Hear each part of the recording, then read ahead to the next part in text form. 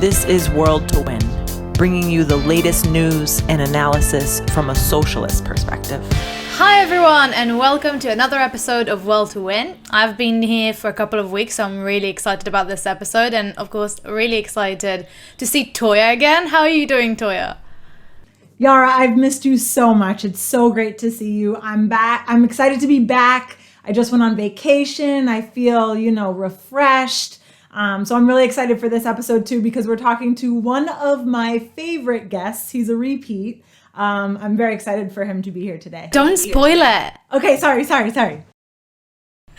But yeah, before, I know now it's like we've built it up so much. But before we tell you who we have with us, please share this with everyone that you know, because we're doing kind of like a more theoretical episode this time, which personally are my favorites. I feel like it's such an easy way to kind of learn theory instead of reading so much, so many words about it, and especially when these words were written so long ago that sometimes it's quite difficult to understand, and chatting about it is always such a great way to understand. So share it with everyone that you know, and of course subscribe to our channel and click the bell button so you're notified whenever we post a new video or go live.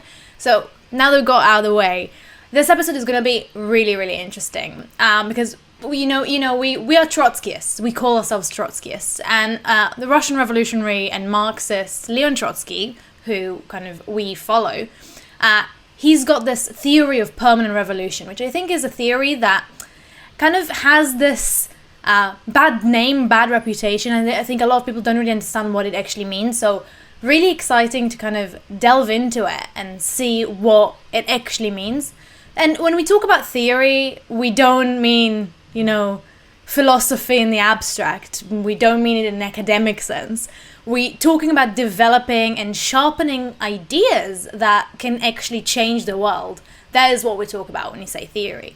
And having the correct theory is absolutely essential for analyzing a consistently changing world and kind of drawing the best strategy and also the best tactics to advance the struggle of the working class, the struggle of the oppressed. Even Lenin said that without revolutionary theory, there can be no revolutionary movement. And as a cornerstone of genuine Marxism, the theory of permanent revolution is something that kind of remains with enormous relevance to today. And in essence, it's a theory of how different parts of the world at different stages of capitalist development can get to that stage of revolution. So obviously really important, especially now when we're so kind of like aware of the gaps that we have between different parts of the world, especially, with COVID and everything that's going on. And, these ideas, we have to put it out there, these ideas were drawn out 100 years ago, and that was a very different world situation to today. So it's not enough to just quote it. We need to understand it, and then we need to kind of dynamically apply it to our reality, which is what we're going to do today. So very, very exciting. And to clarify this history of how this theory was developed, first of all, and how we apply it today, and also why it's so important for socialists like us today, I'm really excited to welcome, and I completely agree with Toya, one of our favorite World to Win veterans. So how are you doing, Rob, from the ISA in Russia? Hi, both of you. It's good to be back. So how have you been, Rob? What have you been up to? We've been good. I mean, spring always comes late to Russia, but with the spring we have the fine weather. We're able to go out onto the streets doing a bit of campaigning, trying to make sure that the comrades don't get arrested in the course of it. We're doing a bit of work in organising fast food workers, and that's looking as if it's doing pretty good. We've been getting people from other cities contact us, want to work with us. And of course, we're helping our new comrades in Belarus to start to work there. So yes, things are good and they're very busy.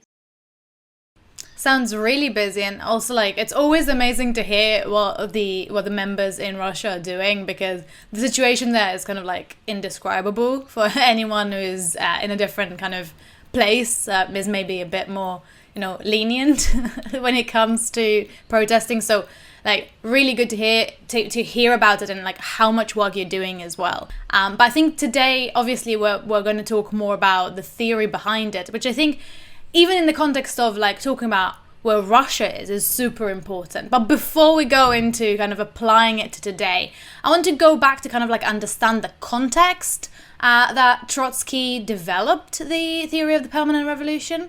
So I think it's really fair to say that the ideas were really kind of innovative, and that they went against many of the common conceptions that Marxists had at the time. And I think it's also kind of like the way that revolution was talked about, where and when it was likely to develop, and the role of the working class versus the role of the bourgeoisie was kind of really different to what the permanent revolution was saying. So before we go into kind of like the actual theory, before we go into how we applied for today, can you give us a sense of what were the dominant ideas in the socialist movement at the time? Well, I think, yes, you said that the theory of permanent revolution was an innovation for the time, but I think they're very relevant for today. They're just as modern and applicable today as they were when Trotsky first raised them. The reality is that in many countries, the capitalist class hasn't been able to solve many of the basic questions that it should have once solved. Land reform, for example, is still desperately needed in India. The national question has not been solved. You have the problem with the Uyghurs in China. You have the Tigrayan people in Ethiopia under violent attack.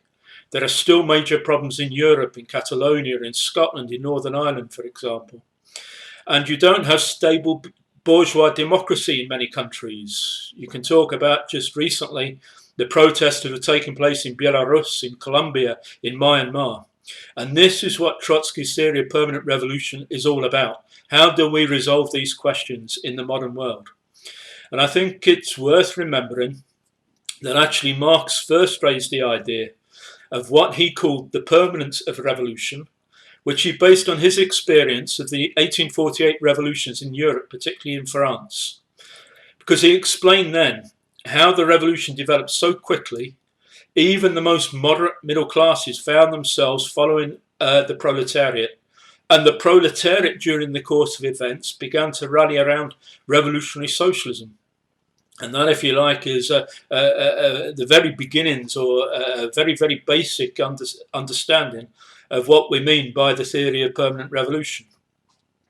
But I think if we go on a bit further there, we see that, of course, many in the social democratic movement, which, of course, by the beginning of the 20th century had gained mass support in countries such as Germany, many of the people didn't understand what Marx was getting at, and certainly didn't go as far as Lenin and Trotsky did in their later position.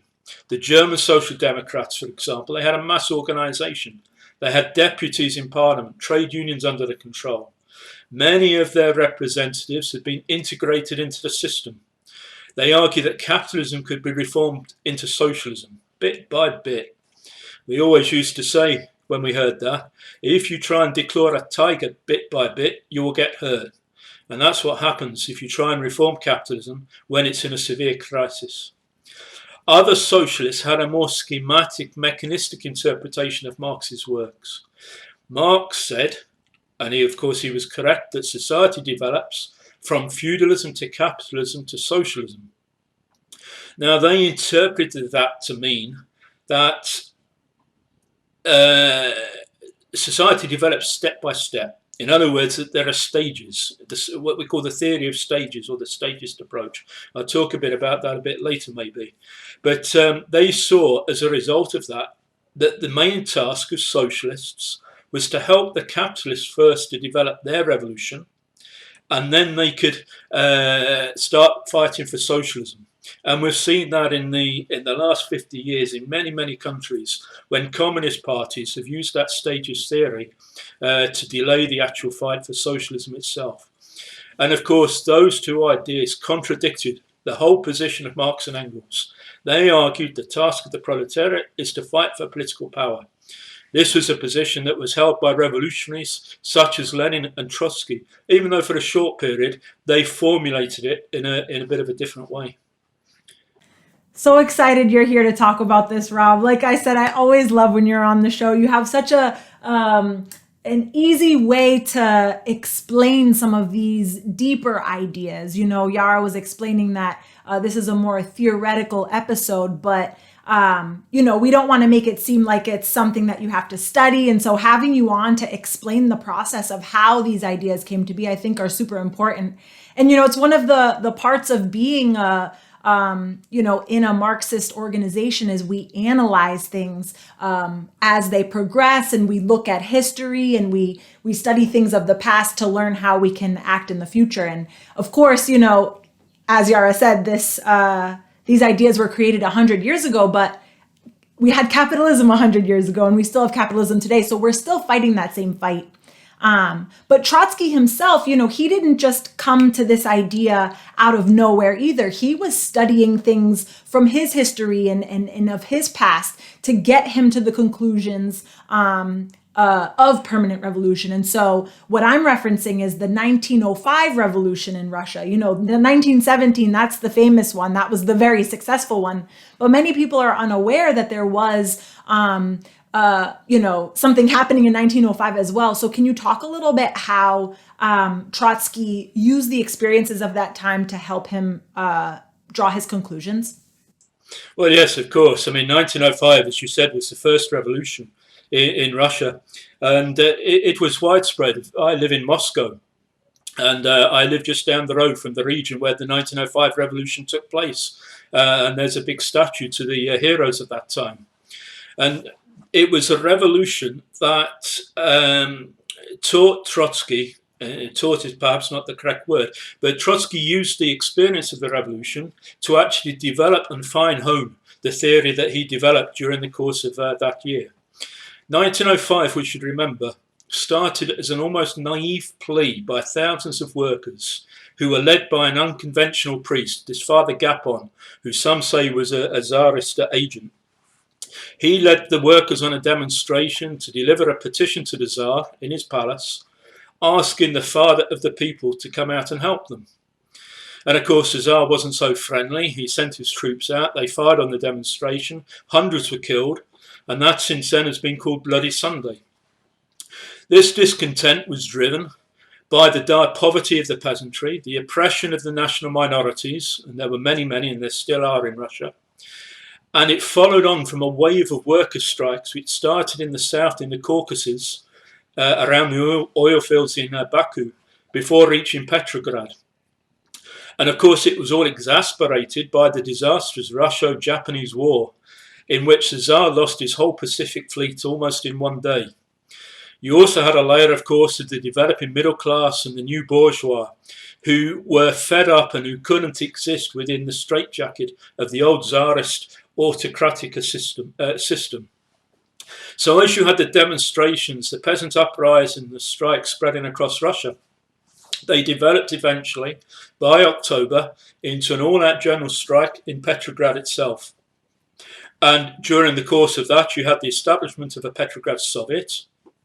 Soviet in Russian is just the word for a council. It's a council of workers' deputies, workers' representatives, which was formed, it met regularly, and it took the leadership of the movement. And of course, it should be commented on that Trotsky became the president of that workers' Soviet. And the working class was still a small proportion of the Russian population at the time. Compared to the working class in the industrialized countries today, it was a very, very small proportion. But it stepped up, it organized, and it took the leading role in that revolution. And what was the position of the bourgeois, the liberal bourgeois? It was supposed to be their revolution. It was supposed to be the revolution to end autocracy, to bring about elements of democracy, to help solve the national question. They were more worried, more frightened of the working class and the peasantry movement than they were of the autocracy.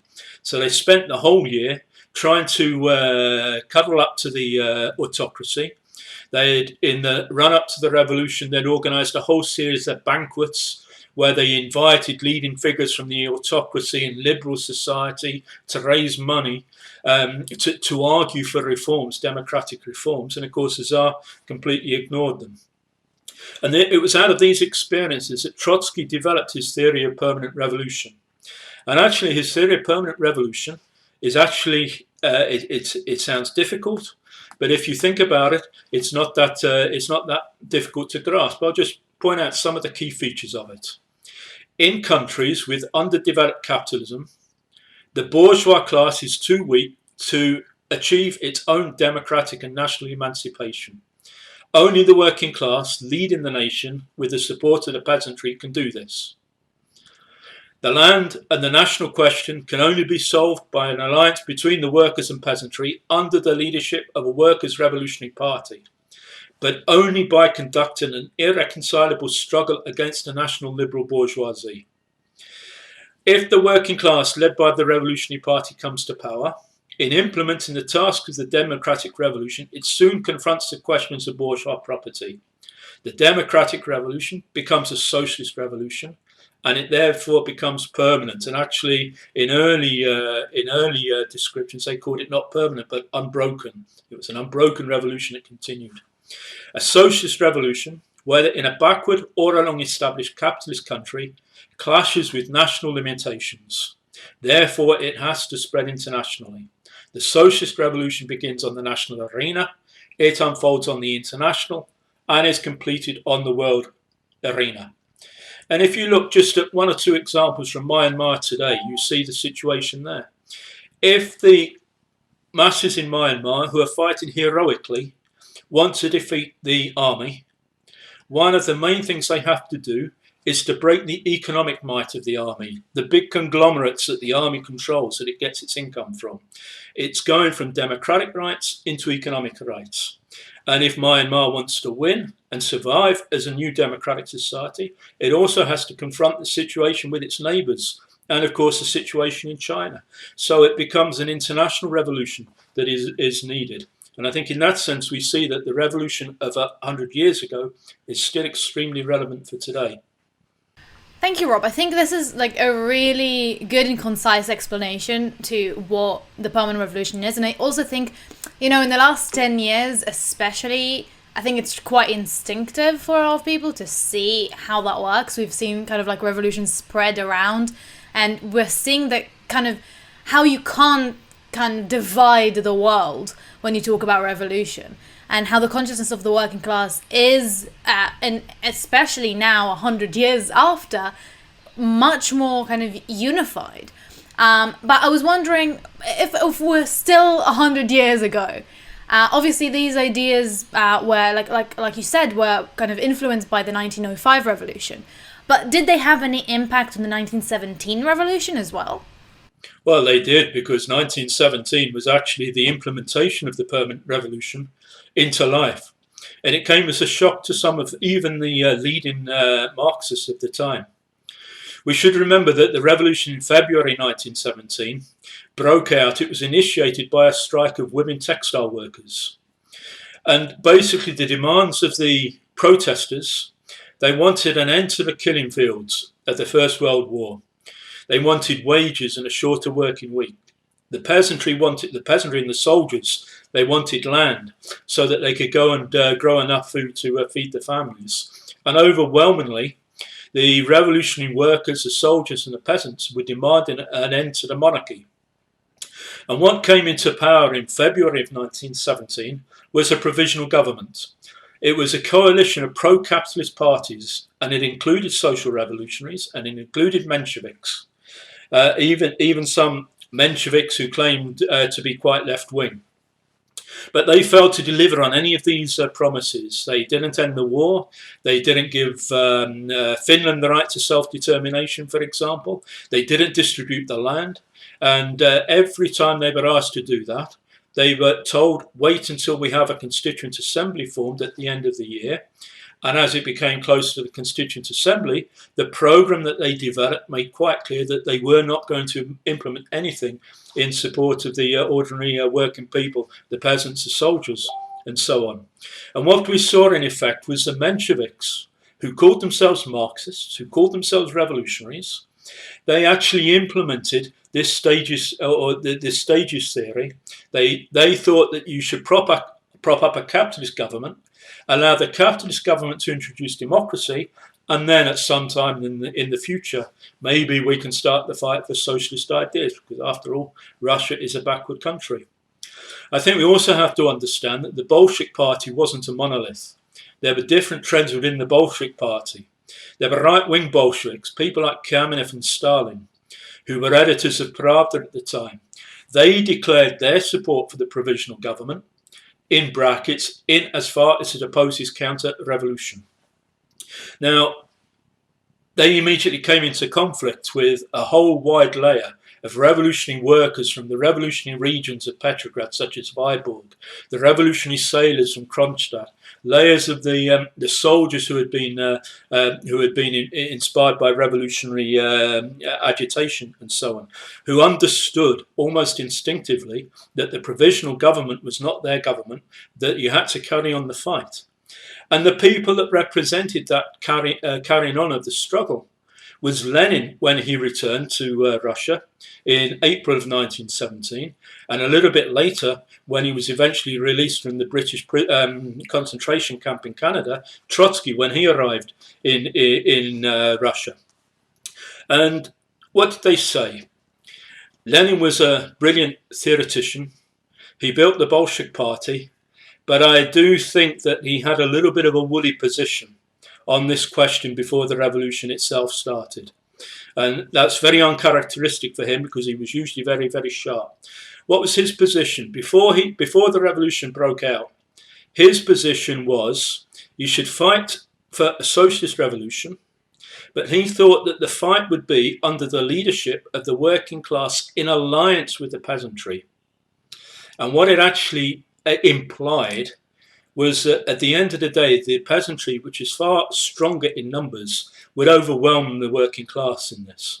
But Lenin was always a practician. He used to say, didn't he, that he used to quote Goethe. Goethe, who said, "Theory is grey, my friend, but the tree of life is ever green." And as soon as Lenin saw how the Russian Revolution was developing, he adapted and he changed his position. And he no longer said that you needed an alliance of the workers and the peasantry. He said the workers have to take the lead in this revolution. And when he said that in April, and he had the liberal bourgeois all angry with him, and he had the right wing in the Bolshevik Party also upset, but he had the workers and the sailors and the soldiers were supporting him. Many accused him of taking on a Trotsky's position.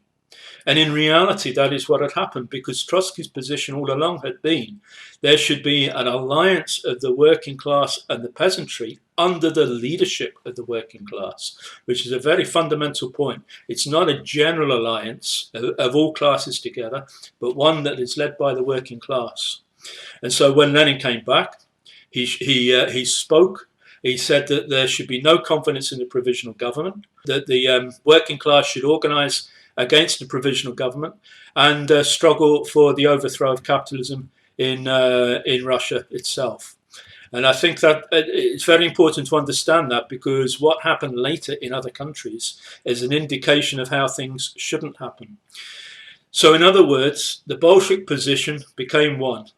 The Bolsheviks should lead the struggle for the bourgeois democratic revolution, for democratic rights, and in the process they should also demand the socialist demands that came out of it. So that when the Bolsheviks took power, actually that's an incorrect formulation, the Soviets took power under the leadership of the Bolshevik Party. When the Soviets took power and the Soviet government was formed, they ended the war, they granted self-determination, they redistributed land, they passed the factories into workers' control. They gave women equal rights. They ended discrimination against homosexuals, for example, and a whole number of other very, very progressive demands, not over a period of years, but in the course of months, to demonstrate how the democratic revolution turned into a socialist revolution.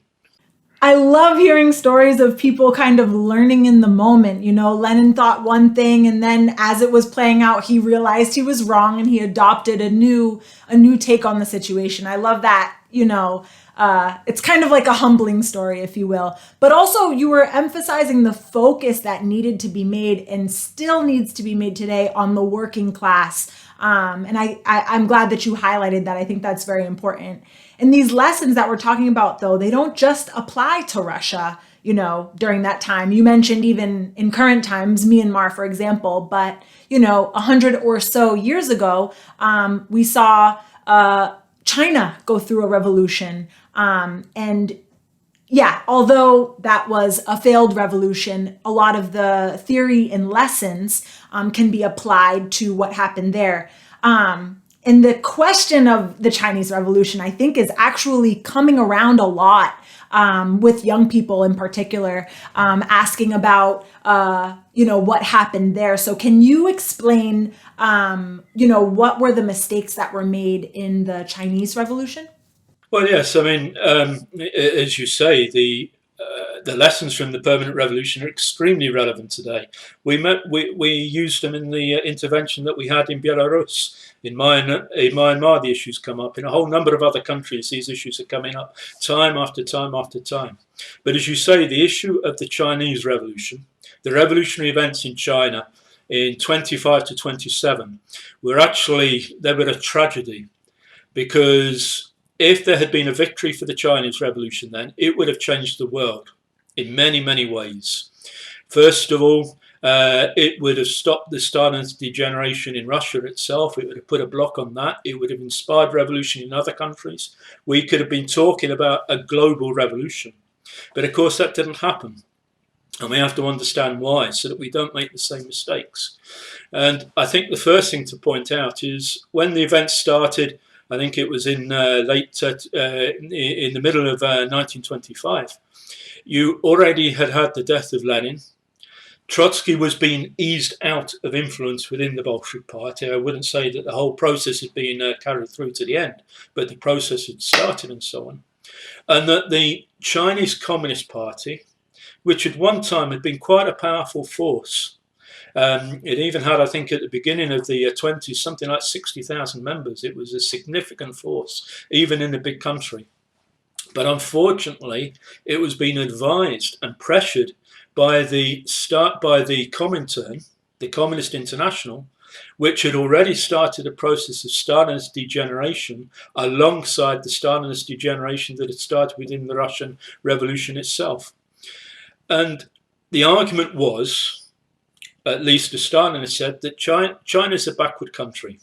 It was a former imperialist colony, which had been very hard hit by imperialism, particularly the British imperialists with their gunboat diplomacy and their opium wars. It was a largely peasant country, they argued, but then so was Russia.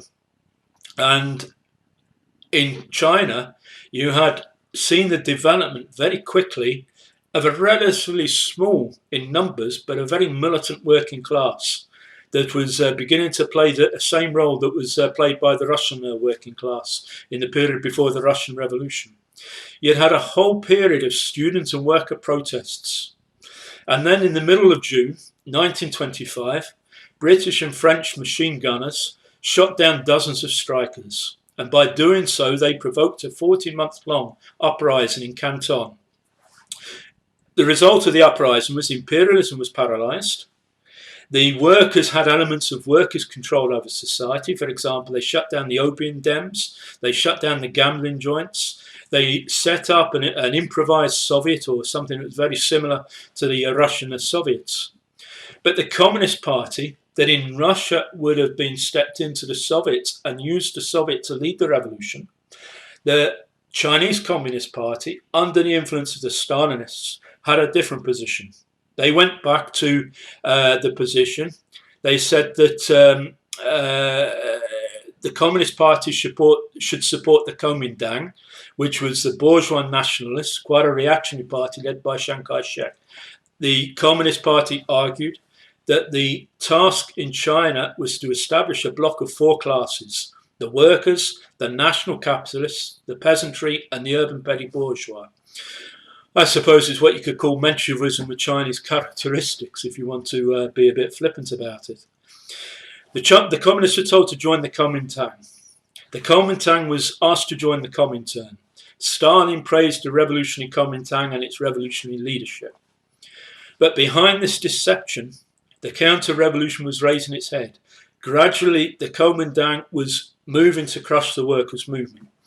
And in March 26, Chiang Kai-shek, leader of the Kuomintang, banned workers' organizations, executed 300 communists, and established a military dictatorship across Canton. In other words, he beheaded the revolution because of the Menshevik class collaborationist tactics and strategy of the Chinese Communist Party under the influence of the Stalinized Comintern. And of course, what happened later was maybe added further tragedy to the whole story, because the need for revolutionary change never died. But the national bourgeois was never strong enough to carry out their own revolution in China. So that after the Second World War, when the Kuomintang was weakened by the defeats of the war and so on, Mao was able to lead his Red Army. He redistributed land, it is true, on the way to take over the country. But when he took it over, he established a Stalinist-style one-party dictatorship. And of course, with time, we know that although there were elements of planning in China, that it's now re-established capitalism. It's become an imperialist power. And in a number of countries in that part of the world, people are getting very, very angry at the so-called communists in China who are acting against the interests of the working class. And the Stalinists never learnt any lessons from this catastrophe. They continued to subjugate the workers' struggle to that of the bourgeoisie. They did it in Spain and betrayed the Spanish Revolution. They did it in France. They did it in a whole number of other countries. They did it in Chile in 1973 and so on. And it's led to a whole number of catastrophes to the working class over the ages. This is really interesting, and I think it's always good to kind of think about the things that confirm the theory. But on the other hand, I think there's a few instances where we can point at, say, doesn't that kind of refute?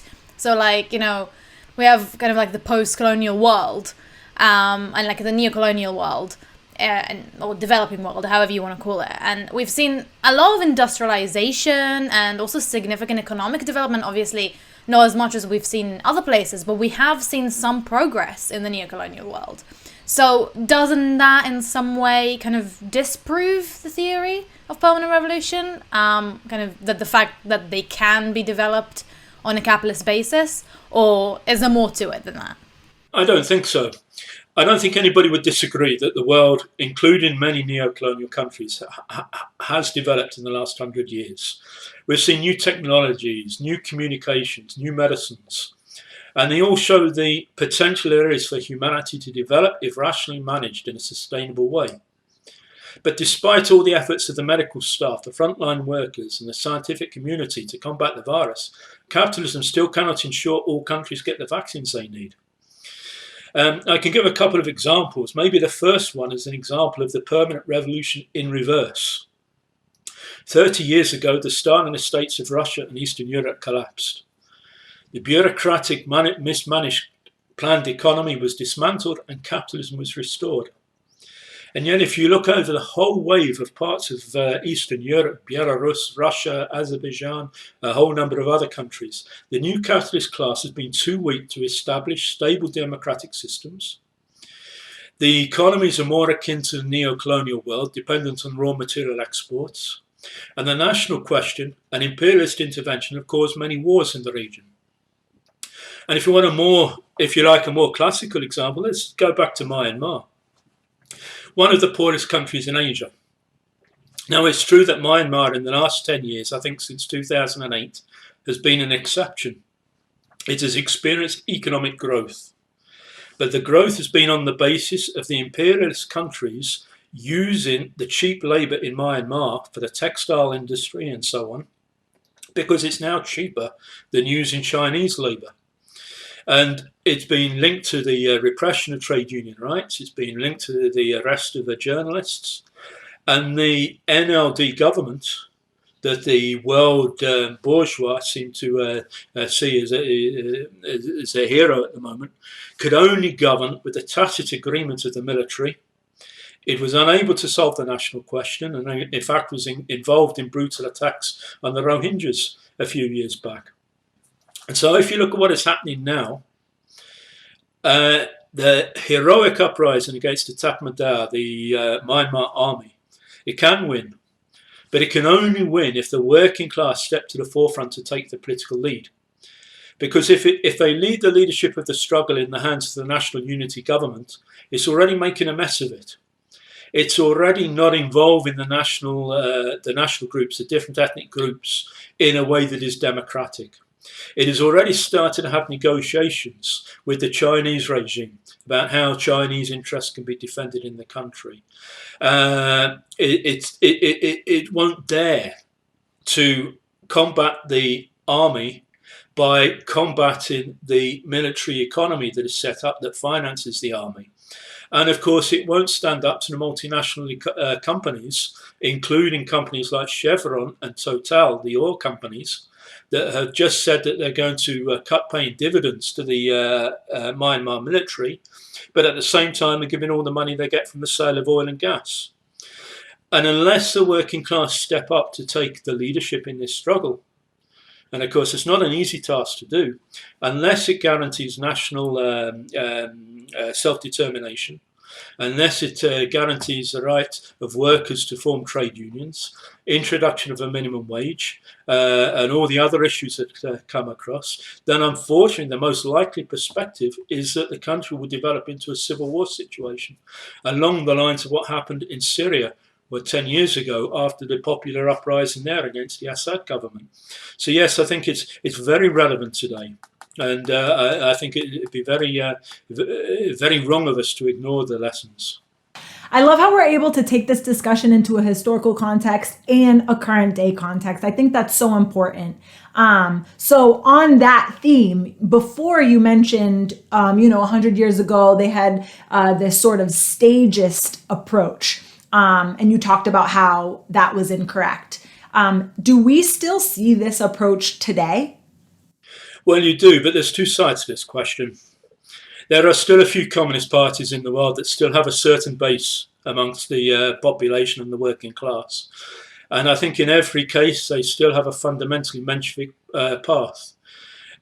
Notwithstanding their very radical rhetoric sometimes. For example, the Greek Communist Party, it calls for a revolutionary workers' and people's front.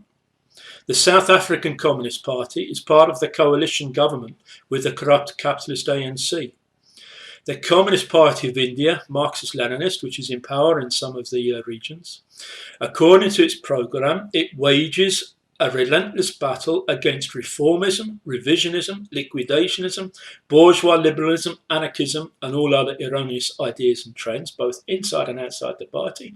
Yet, wait for it, it says the current stage of the process is the People's Democratic Revolution with the Agrarian Revolution as its axis. In other words, socialism is in the future. And I think, of course, most of these organizations are no exceptions to the rule. In the vast majority of countries, unfortunately, most political parties and many trade union leaders have bought into the neoliberal ideology. In many ways, we have to restore a fighting tradition of the labour movement. It has to be re-established by a new generation. But there's another side to this coin, because this new generation, these new layers that are coming into struggle as part of a huge subterranean process, it's happening all over the world now. The number of protests, the number of strikes that are developing, the number of uprisings, the length and determination of the uprisings is getting quite remarkable, as you can see in Chile, in Myanmar, in Colombia, in Belarus, and so on. And it's bringing youth onto the streets. It's bringing women onto the streets in the defence of their rights.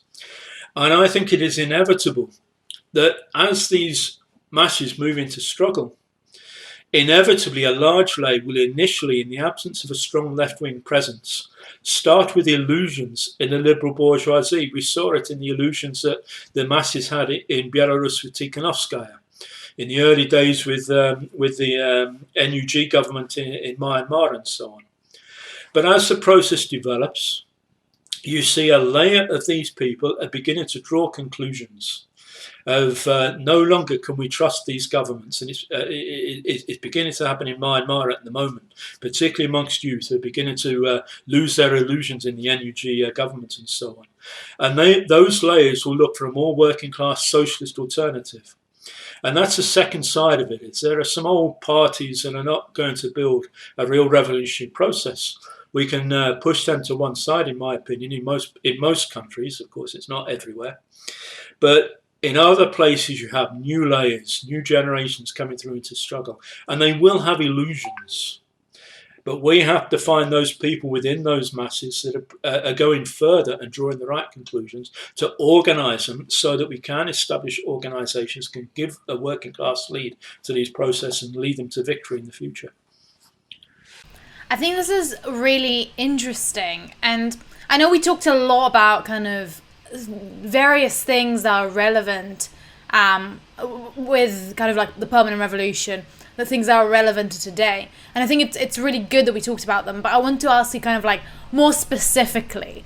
So now in kind of like a post-COVID outbreak world where we've seen kind of the gaps getting bigger and bigger, what is specifically the relevance of the theory of the permanent revolution to today, and especially for socialists today, how we explain kind of the reality and how we explain the strategy of our revolution based on that?